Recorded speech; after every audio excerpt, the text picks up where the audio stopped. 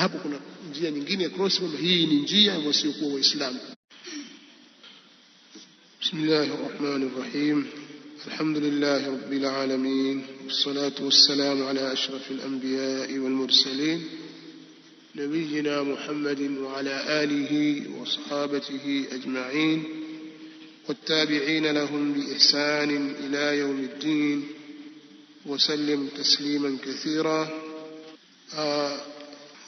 leo tuendelee na hadithi au mlango unaosema babu al-iqtida'i bi af'ali an-nabiy sallallahu alayhi wa alihi wa sallam.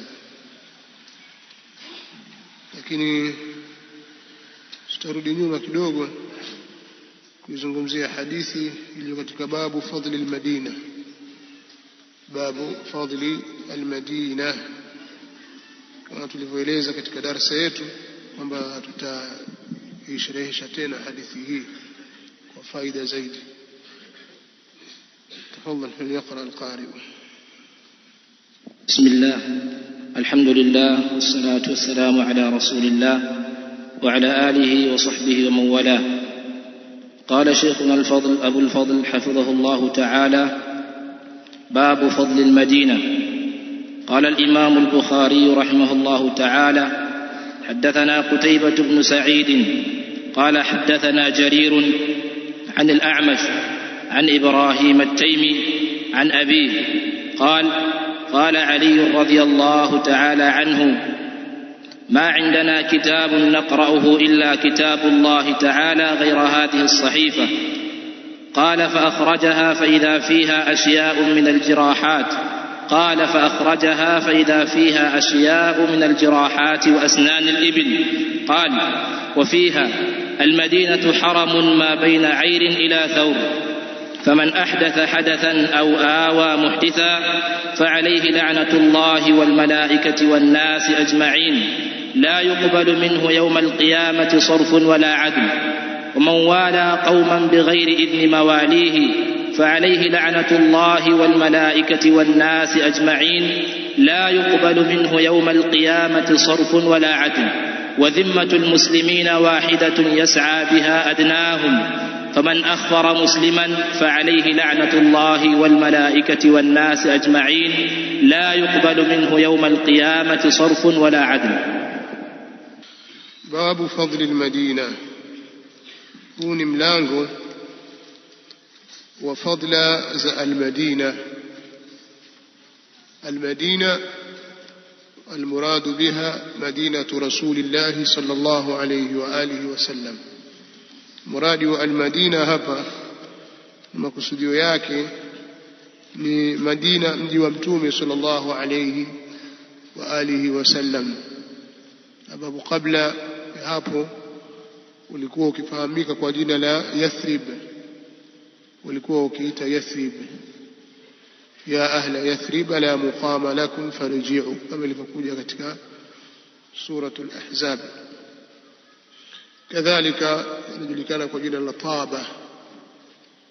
Mtume sallallahu alaihi wasallam alipokuwa akirudi kutoka vitani, alipokaribia Madina akasema hadhihi Taba. Pia inajulikana kwa jina la Taiba. Na mji wa Madina ni mji bora katika miji bora, basi mji wa Madina unachukua nafasi ya pili. Na Mtume sallallahu alaihi wasallam katika maneno aliyosema akasema wal madinatu khairul lahum law kanu ya'lamun. Madina na Madina ni bora kwa wao lau wangelikuwa wanajua. Bali Madina ni haram, kwa maana ni mji mtakatifu kama ulivyokuwa mji mtakatifu wa Makka, ila kwa fadla na ubora Makka inaongoza kwa fadla, kisha ndiyo al-Madina. Na yote hii ni miji mitakatifu, na ndani yake kuna misikiti mikubwa mitakatifu, al-Masjidul Haram, na kadhalika المسجد الحرام بمكة والمسجد النبوي الشريف بالمدينة. فضل zake hazilingani na misikiti mingine yote iliyo katika ulimwengu. Hata kama utajengwa msikiti mkubwa wenye thamani kubwa kabisa na vitu vya thamani ndani yake, lakini bado hautaweza kufikia ubora na fadhila zilizopo katika misikiti hii miwili. Tunaomba Allah jalla wa ala ailinde na ihifadhi iwe chini na usimamizi wa ahli sunnah wal jamaa, abudiwe Allah subhanahu wa ta'ala hali ya kuwa peke yake bila kushirikishwa, kadhalika ala wifqi sunnati rasulillah sallallahu alayhi wa alihi wa sallam. ومن أرادهما بسوء اللهم فأشغله في نفسه. ni miji mitakatifu na ni miji yenye khairi na baraka. Kwa hiyo katika hadithi hii ambayo tulitazama kwenye darasa iliyopita, Ali bin Abi Talib radhiyallahu ta'ala anhu, tengia moja kwa moja kwenye hadithi, ndiye mpokezi wa hadithi hii. Anasema rawi hapa, qala Ali radhiyallahu anhu, amesema Ali radhiyallahu anhu, Allah amridhie. Amesema nini Ali bin Abi Talib? ما عندنا كتاب نقرأه إلا كتاب الله غير هذه الصحيفة. ما عندنا كتاب نقرأه، hatuna sisi kitabu ambacho tunakisoma, illa kitabu Allah, isipokuwa kitabu cha Allah, ghaira hadhihi as-sahifa, isipokuwa hii sahifa. Karatasi ilikuwa alihutubia, ikawa ile karatasi imechomekwa katika nchi ya mkuki wake, akawaonyesha watu kwamba mingine ya ziada ambayo mimi niko nayo ni haya yaliyomo kwenye sahifa hii, basi hakuna la ziada linalozidi hayo. Kwa maneno haya hakuyasema tu kwamba aliamua siku hiyo aseme hivyo, alisema kwa lengo la kubatilisha madai ya watu ambao walikuwa wanadai kwamba Ali bin Abi Talib amehusishwa kwa kupewa mambo maalumu ambayo hawakupewa watu wengine katika masahaba. Fikra za kina Abdullah ibn Sabai al-Yahudi al-Himyari wataka kujenga sura kwamba Mtume sallallahu alaihi wasallam alikuwa akiwafikishia watu mambo mengine ya kawaida, swala, saumu, haji na mengineyo, lakini kuna mambo maalumu hayo ya siri alikuwa akimwambia Ali bin Abi Talib, na wengine wote walikuwa hawajui. Wanasema kwamba Ali bin Abi Talib kutokana na vile alivyohusishwa, basi yeye ndiye ambaye indahu ilmu alkitab. Kwa mfano wanasema, ukitazama katika kisa cha Nabiiullah Suleiman na Malikatu Saba, na yule mfalme wa Saba, Nabiiullah Suleiman alisema kuwaambia watu wake, ayyukum yatini bi'arshiha qabla an yatuni muslimin, ni nani kati yenu atakayeniletea arshi ya kiti chake cha enzi kabla watu wa Saba hawajafika hapa kwangu hali ya kuwa ni wenye kunyenyekea, hali ya kuwa ni Waislamu. Nani atakayeleta kiti chake?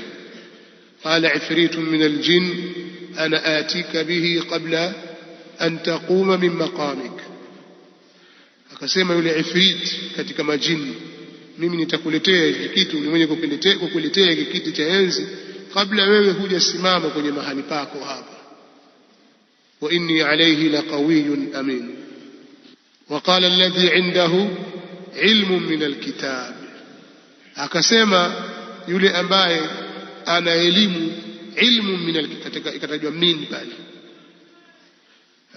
yule ambaye ana elimu katika kitabu, akasema ana atika bihi qabla an yartadda ilayka tarfuk, mimi nitakuletea hicho kiti kabla halijapepesa jicho lako. falamma raahu mustaqirran inda qala hadha min fadli rabbi liyabluwani aashkuru am akfur, mpaka mwisho wa ayat.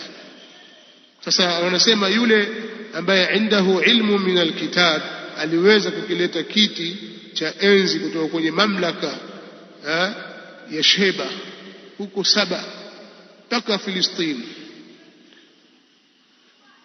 na indahu ilmu min alkitab.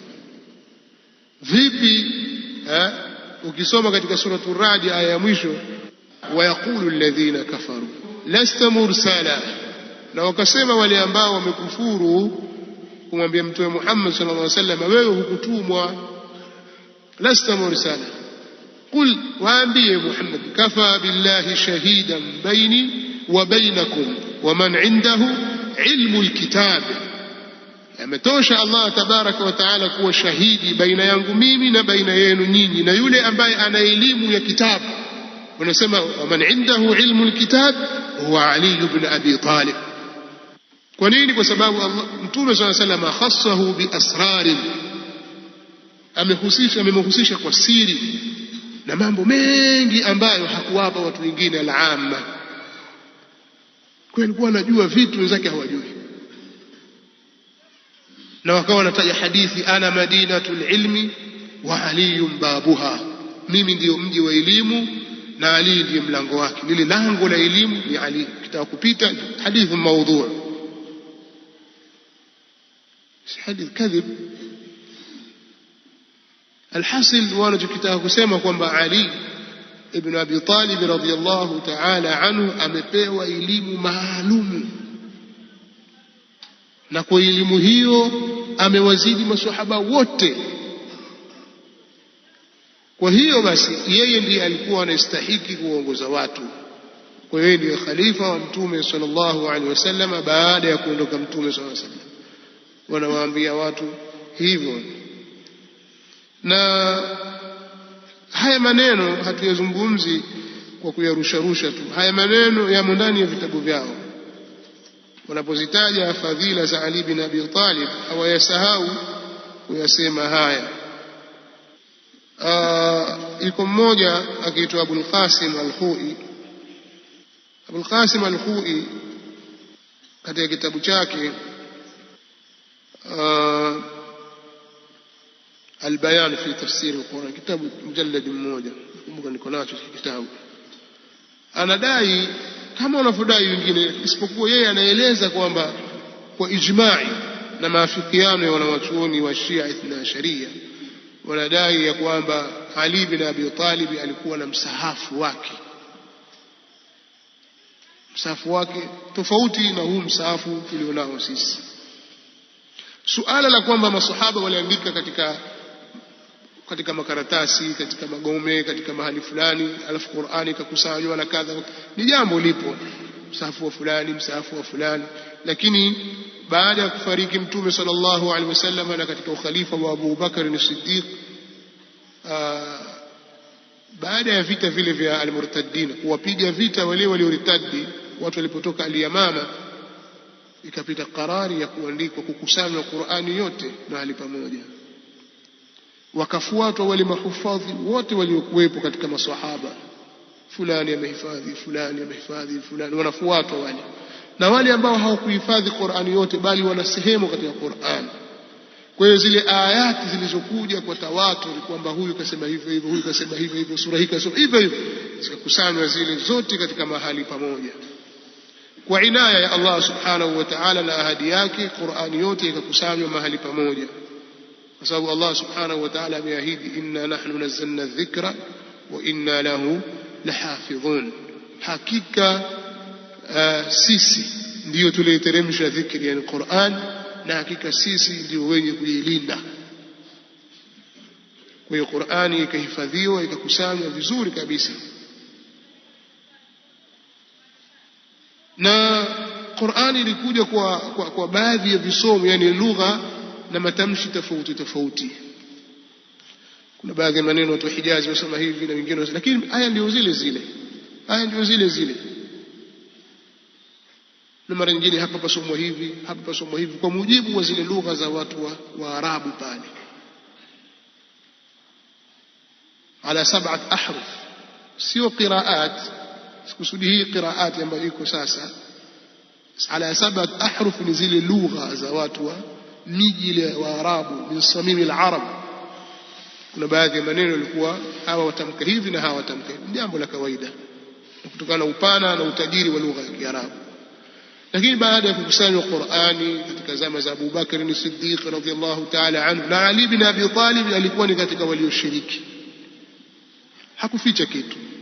Imekuja wakati wa Uthman radhiallahu ta'ala anhu, ule mpishano wa visomo na watu walivyotawanyika katika miji, ikawa unawatatiza wale wengine ambao si katika Waarabu khullas, kaleta tofauti kidogo. Akija huyu atasoma hivi, asilimu hivi, atasoma vile. Uthman radhiallahu ta'ala anhu, Allah akampa taufiki, akakusanya zile nyaraka zote za misahafu za visomo vile na tofauti za lugha zote, akaagiza zikusanywe, na Ali akiwa katika hao washiriki wake. Ikakusanywa Qur'ani kwa lugha moja tu ya Quraysh, ambayo ndio hii tulionayo leo. Ikaandikwa Qur'ani, ikakusanywa kwa uzuri kabisa. Na ndio maana ukisoma katika tarajum za aima hawa maqurra wa Qur'an, kama kina Ibn Kathir, kama kina Nafi', kina Ibn Amir, kina Asim, kina Al-Kisai, kina Hamza na wengineo katika maqurra, utakuta sanadi zao zafika ima kwa Ubay bin Ka'b au kwa Ali bin Abi Talib au kwa Uthman na mfano wa hao. Walaki Qur'ani imenukuliwa kwa sanad, na visomo vyote hivi vimenukuliwa kwa sanad. Hakuna kwamba kisomo cha Ali kimeachwa, la. Mfano sisi tunasoma katika pande zetu hizi, watu wanasoma qiraa cha Asim bin Abi Najud kutoka kwa Hafs, yani Hafs anapokea kutoka kwa Asim kwa sanadi yake mpaka kwa Ali bin Abi Talib. Sasa hakuna utofauti, lakini baadaye sasa kutokana na njama fulani na kampeni za kipuuzi, wanakuja Ar-Rafidha wanadai kwamba wakati masahaba walipokuwa wakiandika wakikusanya Qur'ani, Ali bin Abi Talib alikataa na ule msahafu wake akabaki nao yeye mwenyewe. Kwa sababu alipofariki Mtume sallallahu alaihi wasallam akawapelekea Abu Bakari na Umar kwamba jamani, hii ndio Qur'ani mimi niliyokusanya kutoka kwa Mtume sallallahu alaihi wasallam. Umar akaitazama akaona ndani yake kuna majina ya baadhi ya Makuraishi wametajwa, na umetajwa ukhalifa wazi kwamba ni wa Ali. Akamwambia tunaje na Qur'ani yako, nenda nayo, ondoka nayo, sitaki Qur'ani yako. Haya wanayozungumza, na baadhi ya vitabu vyake tuko navyo kama al-Anwaru Ni'matullah al-Jazairi katika al-Anwaru an-Nu'maniyya ameyataja haya wazi kabisa kwamba kitendo hiki kilifanyika. Wale wakaikataa Qur'an ya Ali bin Abi Talib, Ali akawaambia nyinyi hamtaiona tena Qur'ani hii. Kwa hiyo wanasema kwamba masahaba walipopelekewa Qur'ani ile na Ali bin Abi Talib wakaikataa, Ali akawaambia hamtaiona tena hii Qur'an. Sasa huyu Abul Qasim al-Khoi katika kitabu chake Al-Bayan fi Tafsir al-Qur'an alisema maneno haya, anasema inna wujuda mushafin li Ali alayhi salam yughayiru al-Qur'an al-mawjuda fi tartib as-suwar, hakika kuwepo kwa msahafu wa Ali alayhi salam unaotofautiana na Qur'ani iliyopo katika mpangilio na utaratibu wa sura, wa fi ihtimalihi ala ziyadatin laysat fi al-Qur'an, na kuweko ziada ambazo si katika Qur'an, mimma la yanbaghi ash-shakku fihi, ni katika jambo ambalo halina shaka yoyote ndani yake. Mimma la yanbaghi ashakku fihi, ni katika yale ambayo haitakikani kuyatilia shaka ndani yake.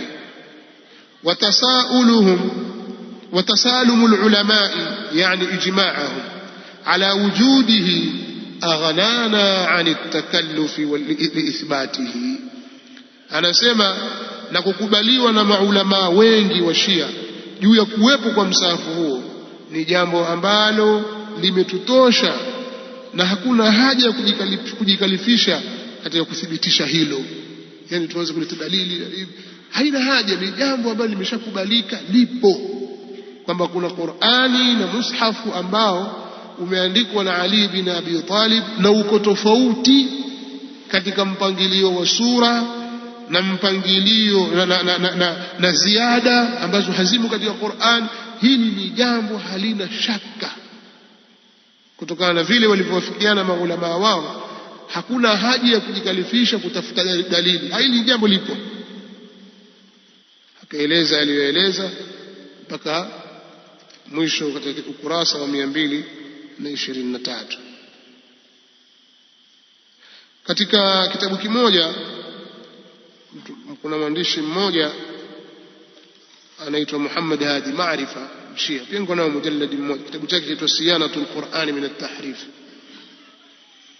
Anasema katika kutaja zile aina za uandishi wa Qur'an, kitu kama anasema an-naw'u sabi' riwayatun waradat bi sha'ni fasatit tudrab bi dhahri al-Kufa ayyama ظهور الحجة المنتظر عجل الله فرجه الشريف لتعليم الناس قراءة القرآن وفق ما جمعه الإمام أمير المؤمنين عليه السلام. أنا سمع أين يسابع نزيل alikuwa elezea aina za riwaya zilizokuja kuelezea masala ya kupotosha Qur'ani na masala ya mushafu wa Ali. Aina ya saba ni zile riwaya zilizokuja kueleza suala la fasatit, yani nyumba zilizojengwa katika mji wa Kufa, mahema yale, katika siku za kudhihiri Imam Mahdi. Allah afanye haraka kudhihiri kwake, wenyewe wanasema hivyo, ajjala Allahu farajahu ash-sharif. Aina ya saba ni zile riwaya zilizokuja kuelezea suala la fasatit, yani nyumba zilizojengwa katika mji wa Kufa katika siku za kudhihiri Imam Mahdi, kwa ajili ya kuwafundisha watu kuisoma Qur'ani kama alivyoikusanya Amirul Mu'minin. Yani wao wanadai kwamba imamu wa 12 si amejificha tangu enzi hizo, amejificha. Ikifika wakati wa kudhihiri kwa kidhihiri, atatoka na ile Qur'an, alafu atakuja kuwasomesha watu tena upya Qur'an. Hata kama wewe waijua, utasomeshwa tena Qur'ani upya, lakini kwa sababu yuko katika mpangilio tofauti, kama vile alivyoandika Ali bin Abi Talib. Anasema fa as'abu ma yakunu ala man hafidhahu al-yawm li'annahu khilafu at-tartib al-ma'hud. Qur'ani hiyo itakuwa ngumu sana, hasa kwa yule aliyehifadhi Qur'ani hii ya leo, si kwa yule ambaye hajui kusoma. Hasa yule aliyehifadhi hii Qur'ani ya leo, Qur'ani hiyo itakuwa ngumu sana, hasa kwa yule aliyehifadhi hii Qur'ani ya leo hii tuliyokuwa nayo sisi. Kwa nini? Kwa sababu Qur'ani hiyo ya Ali iko kinyume na mpangilio wa Qur'ani iliyozoewa, iko tofauti kabisa. Sawa, ni jambo liko tofauti, yani kama ipi itakuwa imevurugika, ni hiyo imevurugika au ni hii? Wewe ulihifadhi hii, itakuwa ni ngumu kuisoma Qur'ani hiyo. Mpaka kafia kusema wa riwayatu bi hadha al-ma'na kathiratun wa mutaqaribatun fi al-ma'na, na riwaya zilizokuja kuelezea madhumuni haya ni nyingi, tena maana zake zinakaribiana. Hayo ukitaka utayapata katika Siyanatul Qur'ani min at-Tahrif, kunacho kitabu. Akasema tena faqad 'allala al-Imam al-Baqir alayhi salam wajha as-su'uba hiya al-mukhalafatu fi at-ta'lif. Ametoa sababu Imam al-Baqir, yani Muhammad al-Baqir ibn Ali Zain al-Abidin, namna ya ugumu utakaokuwepo katika Qur'ani hiyo ni kwa sababu ya utofauti wa muundo, ay an-nadhmu al-qa'im baina suwarihi wa ayati, yani ule muundo uliopo baina ya sura na sura nyingine na aya na aya nyingine. لأن مصحف الإمام أمير المؤمنين عليه السلام على أدق ترتيب وفق ما أنزل الله تماما من غير تحوير. سيزا maneno ya hatari. Anasema kwa sababu msahafu wa Imamu Amirul Mu'minin alayhi salam uko katika mpangilio mzuri zaidi, uko sawa sawa na alivyoteremsha Allah. Ukisema kwamba Qur'ani hiyo na msahafu huo uko mzuri zaidi, yani itakuwa washinda Qur'ani hii mpangilio wake, tena uko sawa sawa na alivyoteremsha Allah. Maana yake nini? Huo hauko sawa sawa na vile alivyoteremsha Allah tabaraka wa taala. Falam yafuthu shay'un min khususiyati an-nuzul. Anasema tena hakuna kilichompita katika vitu vilivyohusishwa na uteremsho, زمانا ومكانا وموردا وترتيبا وغير ذلك من وجوه فهم الآية عموما وخصوصا. katika kwa wakati, mahali, upokezi na mpangilio na mengineyo yanayosiokuwa hayo katika namna za kuifahamu aya kwa kuenea na kuhusishwa. Wa kullu dhalika kana muthbatan fi mushafihi alayhi salam, na mambo yote hayo yamethibitishwa katika msahafu wake alayhi salam.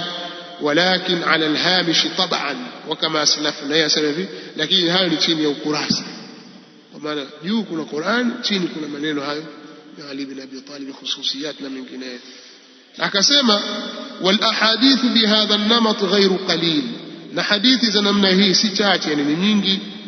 Wa hiya in dallat fa inma tadullu ala ikhtilafi ma baina mushafihi alayhi salam wal mushaf al-hadir. Na hadithi za namna hii si chache, ni nyingi, na zote zinaelezea tofauti iliyopo baina ya msahafu wake Ali alayhi salam na msahafu uliopo sasa. أما الاختلاف يعود في نصه أم في نظمه أم في أمر آخر فهذا مما لا تصريح به في تلكم الأحاديث سوى الحديث الأول الذي نوهنا عنه، فإنه صريح في وجه الاختلاف، وأنه ليس في سوى النظم والتأليف لا شيء سواه، فهو خبر شاهد على تبيين وجه الاختلاف المنوه عنه في سائر الروايات، على أن نفس الاختلاف في نظم الكلام يكفي لوحده سببا لصعوبة التلاوة ولصعوبة فهم المراد من الكلام، فلو غير المعنى لا محالة.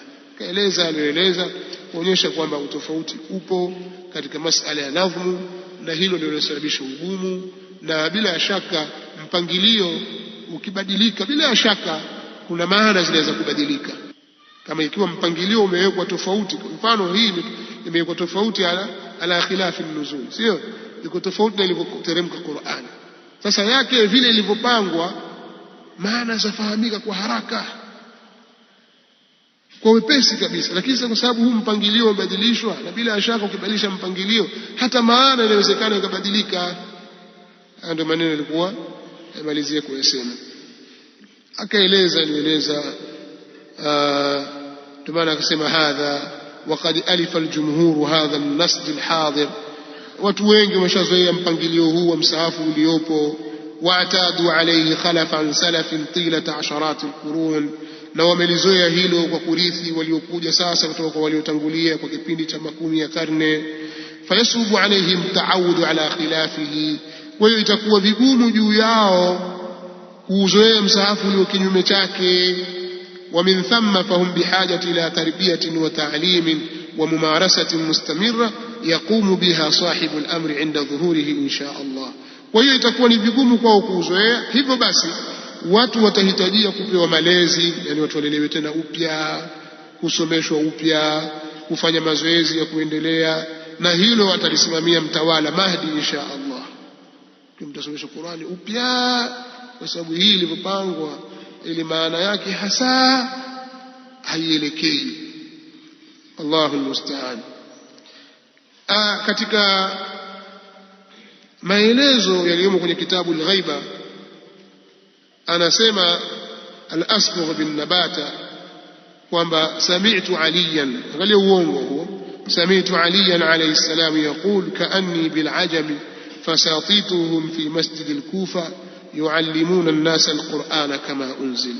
Ali anasema anajiona mimi kana kwamba niko kwa Waajemi, niko huko Upeshia, huko Irani, huko na sehemu nyingine kwa Waajemi, nyumba zao ziko katika msikiti wa Kufa, wanawafundisha watu Qur'an. Yani kana kwamba mimi niko katikati ya Waajemi. Waajemi wanakusudiwa Wapeshia au Wairani. Kwa najiona kama vile niko na Wairani hivi, nyumba zao ziko kando kando ya msikiti wa Kufa, wanawafundisha watu Qur'an. Waarabu, Wahabeshi, na wote watafundishwa na Wairani Qur'an kama ilivyoteremshwa. Nikamuuliza, sema al-Asbaghi, qultu ya amira al-mu'minin awalaysa huwa kama unzil, nikamuuliza ewe amiri al-mu'minin, kwani Qur'ani hii si iko vile vile kama ilivyoteremshwa? Faqala la, akasema hapana. Ali akasema hapana, muhiya minhu 70 min Quraish bi asma'ihim wa asma'i abaihim, yamefutwa majina 70 ya Makuraishi na majina ya baba zao. Wama turika Abu Lahab illa izra'an ala Rasulillah sallallahu alayhi wa alihi wa sallam li'annahu ammu, Anasema halikuachwa jina la Abu Lahabi hapo isipokuwa kwa ajili ya kutaka kumwaibisha Mtume sallallahu alaihi wa alihi wasallam, kwa sababu ni ammi yake. Si kwamba ni Abu Lahabi peke yake aliyetajwa pale, tabbat yada abi lahabin wa tab. Si peke yake, wametajwa wengi tu, Makureishi karibu 70 majina yao na majina ya baba zao, lakini hawa jamaa wameyafuta yote, wakambakisha Abu Lahabi kwa lengo la kutaka kumwadhiri Mtume, kwa sababu yule Abu Lahabi ni ammi yake Mtume sallallahu alaihi wasallam. Sababu Abu Lahabi na Abdullah ibn Abdul Muttalib ni baba mmoja. Abu Lahabi na baba yake Mtume sallallahu alaihi wasallam ni baba mmoja, mama zao tofauti. Kwa hiyo huyu ni ammi yake, ndio wameliacha maksudi jina tabbat yada abila, lakini kuna wengine walitajwa majina yao na majina ya baba zao, lakini wao wameyafuta. Lakini kwenye msahafu wali yapo wametajwa. Kwa hiyo yeye ameyadhibiti na watakuja kutajwa siku mahadi akija. Alhasil, nimetaka kuyataja haya ili tufahamu kama kuna upotofu wa aina hiyo, lakini upotofu huo unabatilishwa na maneno ya Ali bin Abi Talib radhiyallahu ta'ala anhu kwamba sisi hatuna kitu kingine isipokuwa kitabu cha Allah subhanahu wa ta'ala na hii sahifa. Alipoulizwa kwenye sahifa kuna nini, kuna ukhalifa, kuna uimamu, kuna isma, kwamba wao ni maasumun au la, akasema fa akhrajaha, akaitoa ile sahifa, fa idha fiha ashya'un min aljirahat, kukawa ndani yake kuna vitu katika hukumu za mambo ya majeraha, hukumu zake. Tumetoa maelezo kidogo katika hilo kwamba hadithi hii mara nyingi pia hutajwa katika milango ya kitabu diyat, dia zile, hasa katika mambo ya majeraha. Kwa hiyo majeraha yanatofautiana na dia zake zimetajwa na ahkamu zake. Wa asnani al-ibli, na meno ya ngamia, kwa maana na masala ya kubainisha umri wao na mambo kama haya. Kwa hiyo asnani al-ibil, na marika ya ngamia. Qala wa fiha al-madina, wa qala fiha, na akasema wa fiha, na kuna ndani yake, al-madinatu haramun, Madina ni mji mtakatifu. Al-madinatu haramun, Madina ni mji mtakatifu. Ma baina Airi ila Thawrin, sehemu iliyokuwa baina ya Airi na Thawr. Tumeeleza jana kwamba Airi inaanzia wapi na Thawri, yani Airi iko upande gani na Thawri iko upande gani. Airi ni kusini, jabal liko kusini mwa Madina, na Thawri ni jabali liko upande wa kaskazini mwa Madina, nyuma ya mlima Uhud, upande wa kaskazini nyuma ya mlima Uhud. Kwa hiyo wale ambao wanajua Madina, kwa mtu anayekwenda upande wa kaskazini akitaka kutoboza kwenda zake Mujammaa Malik Fahd, atakutana na ile mipaka ya haramu upande wa kaskazini. Upande wa kule imewekwa, upande wa magharibi unakwenda mpaka unavuka Aqiq, nyuma ya Jamia Islamia kuna mipaka imewekwa. Hivyo hivyo kwa upande wa mashariki kuna mipaka yake imewekwa, na upande wa kusini pia kuna mpaka, alama zimewekwa kwamba hapa mpaka hapa haram, au hapa ndipo inapoanzia haram. Makka kadhalika, mtu anayetoka Jidda mathalan, kabla hujaingia Makka utakutana na alama pale, wameweka kabisa alama kama ya msahafu hivyo kuonyesha kwamba hapa sasa haram, unaingia haramu ya Makka. Na hapo kuna njia nyingine ya cross, kwamba hii ni njia ya wasiokuwa Waislamu, njia ya wasiokuwa Waislamu ambao hawaruhusiwi sasa kuingia Makka. Na kwa upande wa Tan'im, na kwa upande mwingine wa alama ya haram, kwamba watoka nje ya haram kuelekea Madina. Hivyo hivyo katika upande wa Arafa huko kuna alama zimewekwa, yani kitu ambacho kimefanywa inaya nzuri kabisa kwa ajili ya kuwabainishia watu. Lakini Madina imewekewa mipaka kama vile Makka. Faman ahdatha fiha hadatha, basi yoyote atakayezusha humo jambo lolote ovu, liwe la bid'a au maasiya, yoyote atakayezusha, kwa maana atakayedhihirisha, imekuja man ahdatha fiha hadatha, kama na man adhhara, kama wanavyosema wanaochuoni katika shuruhati zao, atakayezusha humo, au kwa maana atakayedhihirisha jambo ovu, hata kama yeye si aliyezusha jambo, limezushwa, labda kuna uzushi umezushwa huko duniani, yeye akauleta Madina, akaudhihirisha uzushi ule katika mambo ya itikadi au mambo ya ibadati na mengineyo, au katika mambo ya maasi. Atakayezusha humo, atakayedhihirisha humo jambo lolote baya, ima ni maasi au ni bid'a, au awa muhditha, au atakayemuhifadhi mzushi. Tukataja maneno ya al-Qadhi Iyadh bin Musa al-Andalusi rahimahullahu ta'ala, kwa maana kumhifadhi ni yule ambaye ameona bid'a kisha asiikemee, akairidhia, akamridhia mtu wa bid'a katika ile bid'a yake. Fa alayhi la'natullahi wal malaikati wan nasi ajma'in, basi iko juu yake, ishuke juu yake laana ya Allah na laana za malaika na watu wote. La yuqbalu minhu, hata kubaliwa kutoka kwake يوم القيامة, siku ya kiyama. Sarfun, baadhi ya wanachuoni wametafsiri sarfun kwa maana swala ya faradhi, na wala adlun wasema swala za sunna. Jana tumetafsiri yote hizi katika, kuna akwali tofauti tofauti, lakini hatakubaliwa yeye sarfun wala adlun, haitakubaliwa kwake ukombozi wala fidya, hataweza kukombolewa kitu chochote, akitoa chochote. إن الذين كفروا لو أن لهم ما في الأرض جميعا ومثله معه ليفتدوا به أو ليفتدوا به. إن الذين كفروا لو أن لهم ما في الأرض جميعا ومثله معه ليفتدوا به من عذاب يوم القيامة ما تقبل منهم ولهم عذاب أليم.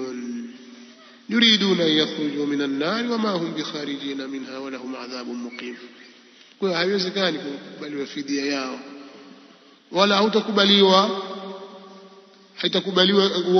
ukombozi, wala haitakubaliwa fidia kwao.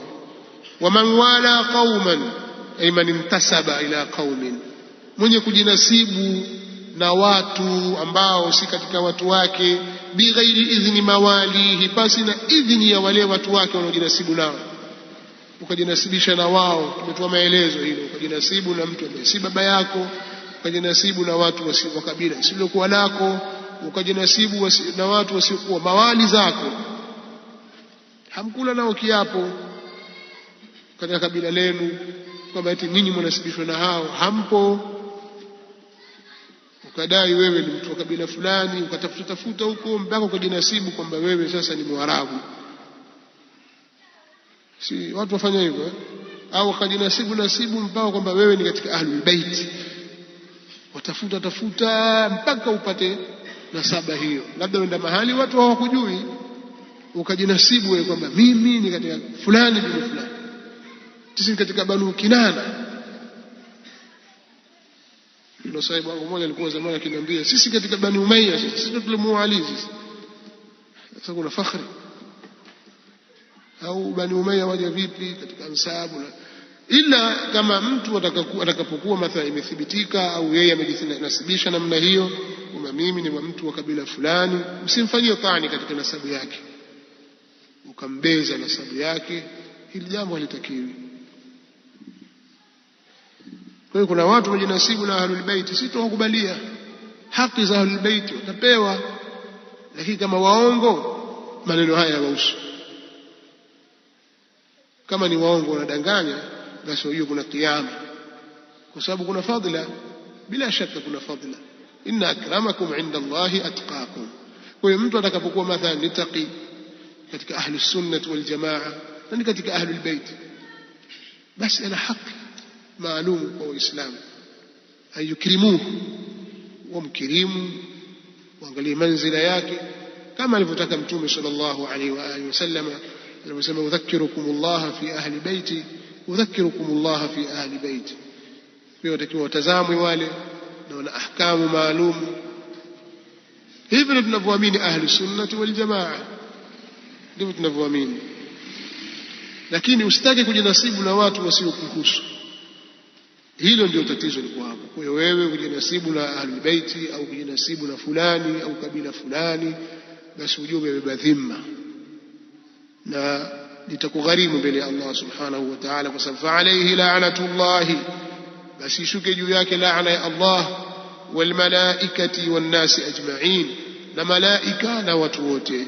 La yuqbalu minhu yawm alqiyamati sarfun wala adlun, hautakubaliwa kwake siku ya kiyama ukombozi wala fidia.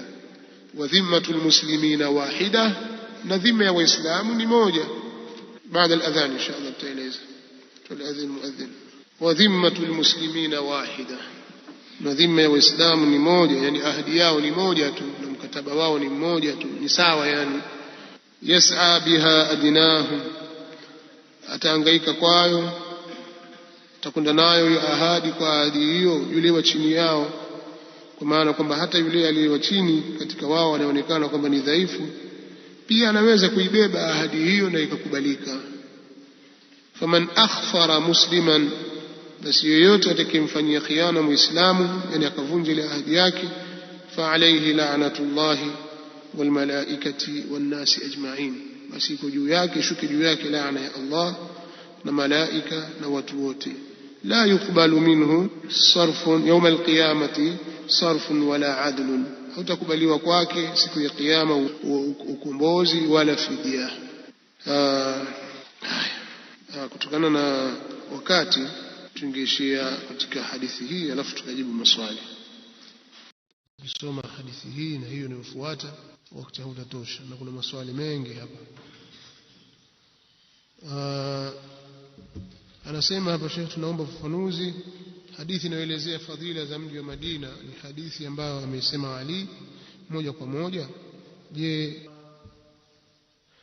anasema wale waislamu wasio waislamu, yani makafiri, wanajulikana vipi wazuie wasiingie katika misikiti mitakatifu na viunga vyake?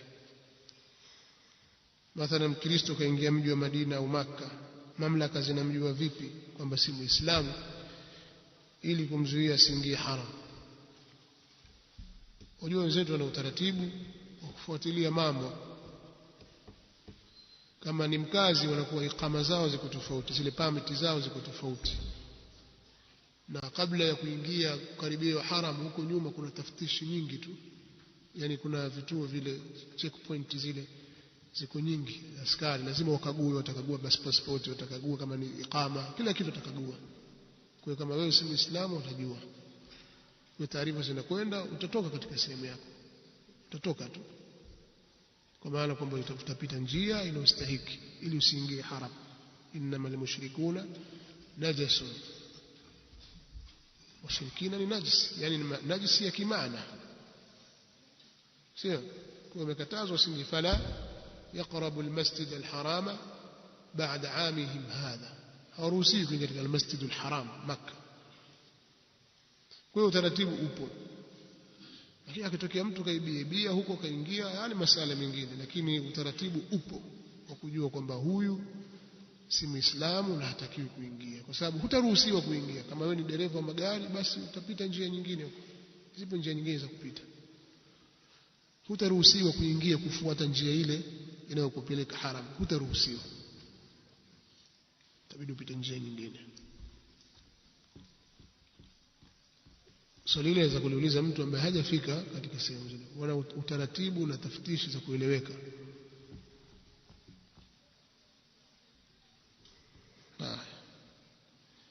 Maswali mengine naona yameleta ombi tu, kuzungumziwa mashia, janga la ushia ambao wamekuingia katika miji huko Lushoto. Natakiwa msome jamaa, hawa watu watakiwa wajibiwe kwa elimu na elimu ienezwe. Bila ya kusoma hakuna, mapambano ni dhaifu. Natakiwa usome, upatilize na urudishe elimu kwa jamaa zako. Hapa mwingine anauliza, je, mfano mwanafunzi anaamiliana na mwalimu kwenye harakati za kielimu, anaweza kuwa ni katika maula wa mwalimu huyo? Kwa mujibu wa hadithi hapa sijaelewa anakuwaje maula. Yani umesoma mpaka umekuwa ni maula, sijaiona, Allahu aalam, sijaona yatakuwa.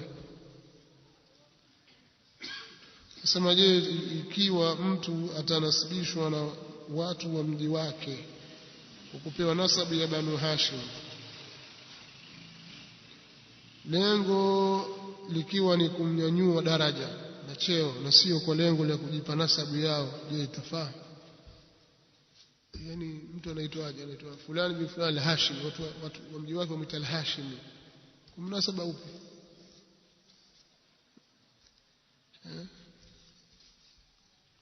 Kwa mnasaba upi mpaka unasibishwe na Banu Hashim?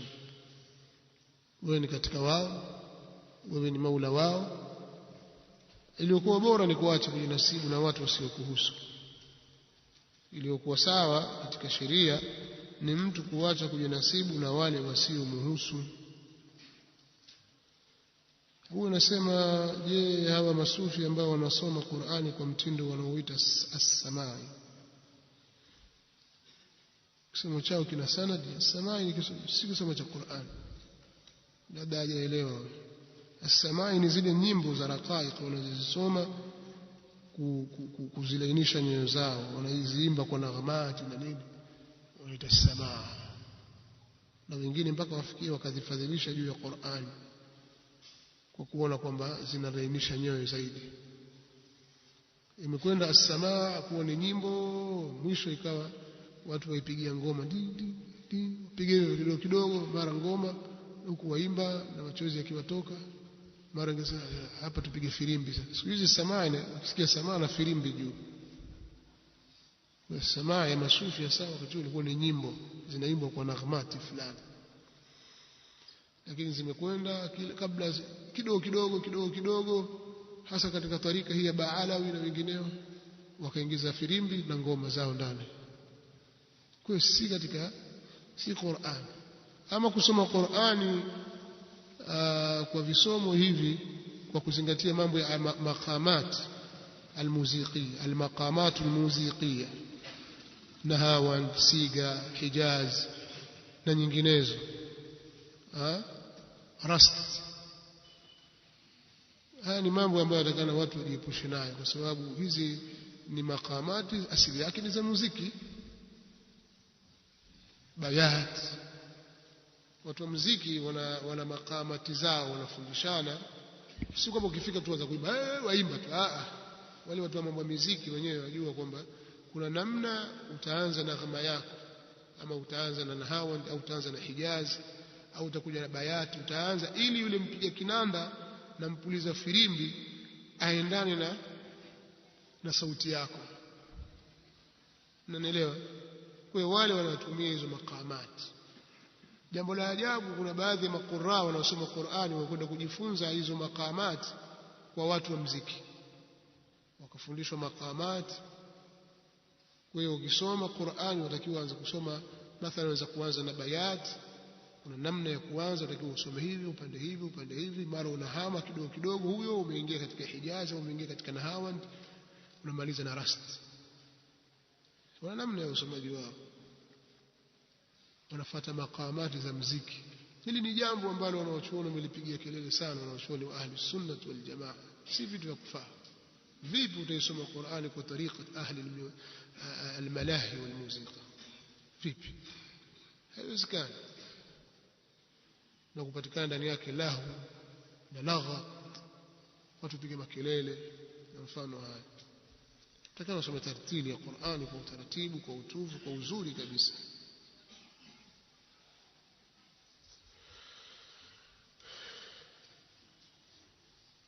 Je, ni hawa Wakristo wa zama zetu watazuiwa kuingia hii misikiti? Wa zama zetu na zama zijazo hawatakiwi kukurubia msikiti mtakatifu kabisa. Ndugu wa nasabu kwa kuapizana upo vipi kwenye dini? Udugu wa nasabu au udugu au nasabu kwa kuapizana. Zamani ilikuwa watu wanapofanya, nikisema zamani ni makusudia zamani gani? Na kusudia zama hizo za Mtume sallallahu alaihi wasallam na kabla yake. Makabila yanatofautiana. Kuna makabila mengine makubwa yenye nguvu na mengine ni madogo yenye udhaifu. hiyo hali kawaida. Sasa watu wa kabila fulani kwa sababu ya udhaifu wao walikuwa wakitaka himaya na ulinzi kwa kabila fulani kwa sababu ya nguvu zao. Kwa hiyo wanaingia wanafanya mkataba wa amani na mkataba wa kusaidiana. Kwa hiyo wanafanya hilf, wanakula kiapo kwamba nyinyi ni katika sisi. Kwa hiyo lolote litakalowasibu likiwasibu nyinyi na sisi litakuwa limetusibu, ni letu. Msiba wenu ni wetu, furaha yenu ni yetu, na sisi hivyo hivyo, msiba wetu ni wenu na furaha yetu ni yenu. Kwa hiyo wanasaidiana. Kwa hiyo makabila yakawa yanafanya hilfu kwa makabila mengi, wakawa mtu anaweza kunasibishwa fulani bin fulani kwa nisba ile, lakini kwa sababu wale ni maula wao, maulahum. Hilo lilikuwa likitokea, na hiyo ni sawa. Kadhalika inawezekana ikawa ni maula wa mtu kwa sababu ya kusilimu, na mengineo watu walikuwa wakifanya hivyo. Ama haya mambo yaliyokuja hivi karibuni mwetu, hivi nikisema karibuni haina maana labda ni miaka 10 20, la, tujalie miaka 60 70, watu walikuwa wakifanya humu udugu wa kuchanjiana. Pengine mwanamke na mwanamume, mtu akaenda pale kwa sababu yeye amekuja kutoka mbali, atafuta mtu mwenyeji, mimi bwana ndugu yako, wanachanja zile damu zao, wanachanjwa na wanachanjwa, na mimi na damu zao wanakunywa na wanakunywa, sisi ndugu. Hilo jambo halipo hilo jambo, wala halifai. Na watu waliofanya hivyo utakuta wanavunja tena mpaka, huyu anamuita dada na huyu anamuita kaka, wakaa huyu kakangu, vipi bwana, huyu ndugu yangu mimi, dadangu mimi, tumekula kiapo, tumechanjiana. Na wachilia mbali wengine ufanya tofauti na hivyo, wakalaamini kwa namna nyingine tofauti, sio wanakwambia vitu gani, wenyewe wanajua, Allahu aalam, lakini si katika njia zenye kujenga udugu. Kwa hilo halipo sasa hivi. Hilfu ya makabila ilikubalika na ikawepo, kwa hiyo hili ni jambo halina shida. Kadhalika hilfu kwa ajili ya au masala ya mawali kwa njia ya utumwa pia ilikuwepo, haina shida hii. Kwa hiyo kama yatarudi tena mambo kama zamani na ukarudi utumwa na watu wakawa watumwa kwa sababu ya kufuru, wakawa ni maula wa bani fulani, itafaa, itaendelea hivi. Maula alqaumi minhum, maula wa watu ni katika wao. Haya, nadhani itakuwa imetosha. والله تعالى أعلم. سبحانك اللهم وبحمدك أشهد أن لا إله إلا أنت أستغفرك وأتوب إليك.